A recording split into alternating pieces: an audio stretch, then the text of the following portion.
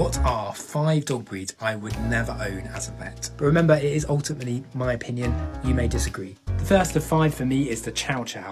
Now I'm sure there are some nice ones, but I just find they often don't have a very nice temperament. They can be really aloof and they're often very aggressive at the vets, but it's quite hard to fit a muzzle onto their face.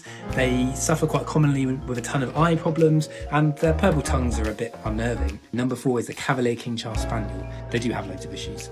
Pretty much all of them get the same kind of heart disease called mitral valve disease, which means that many of them spend their last days coughing and spluttering, struggling to breathe, and ultimately dying of heart failure. Number 3 is the Dachshund, however you want to say it. 1 in 4 of them develop back problems in their lifetime. That can range from just pain to complete paralysis. This frequently means they have to have spinal surgery, which is obviously a massive undertaking and has a really long recovery period. Number 2 is the Shar-Pei. They even have a disease named after them called Shar-Pei fever. They're so wrinkly that they have to have their eyelids tacked in place so the hairs don't rub on their eyes. They're always getting skin issues. They've got tiny narrow ear canals.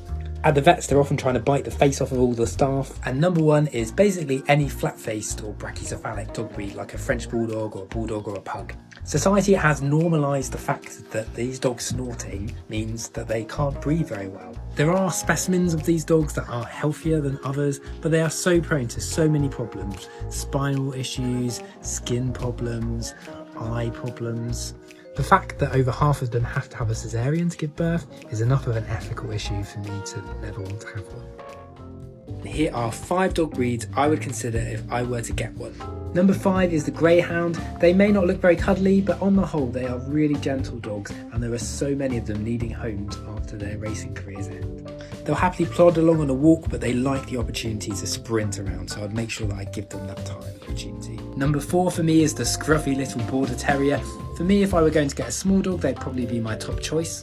In my experience, they're quite affectionate little dogs, and compared to some other terriers, I find maybe they form slightly stronger attachments with people. Number 3 for me is the Hungarian wire-haired Vizsla. I just have found that the ones that I have met tend to have a really lovely temperament. They do need lots and lots of exercise and stimulation, so I would only get one if I had time to take them out for 2 long walks every day. Number 2 for me is the Labrador. I just think that they're amazing family dogs. They're gentle, affectionate, loyal and funny. Number 1 for me is the Mongol, and when I say Mongol, I mean proper licorice all-sort mixed breed where you can't tell what they are.